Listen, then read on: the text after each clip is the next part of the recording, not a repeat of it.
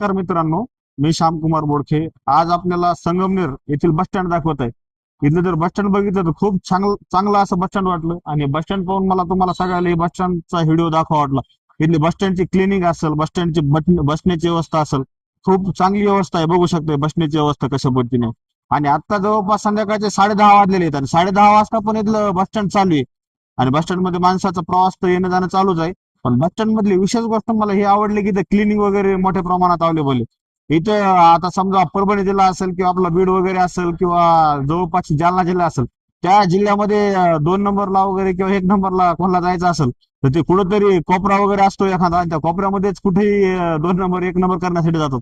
पण इथं अशी व्यवस्था आहे, इथं म्हणजे आता तिकडे जरी कोणी आलं तर तसं कोणी करणार नाही असं मला नक्की वाटतं इथली व्यवस्था पाहून. कारण की इथं व्यवस्था तशा पद्धतीमध्ये खूप स्वच्छता, क्लिनिंग, इथल्या माणसाचं वर्तनही खूप चांगलं वाटेल. एक सायलेंट वातावरण वाटेल या ठिकाणी. नाईटचा प्रवासही खूप चांगल्या पद्धतीने चालू आहे.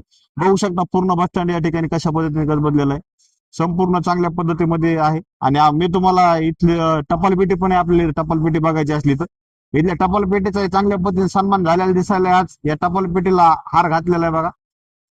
आणि आता टाइम बी इथं 10:30 वाजलेले आहेत. 10:30 वाजता बी इथली व्यवस्था बघू शकता कशा पद्धतीने. इथली बस स्टँडला आता तिथं काही जिल्ह्यामध्ये बस स्टँडला जर गेलं तर अशी माहिती वगैरे देत नाहीत. आता या ठिकाणी माहिती वगैरे चांगली द्यायला, बस कोणती यायली कोणती चालली याची परिपूर्ण माहिती आहे.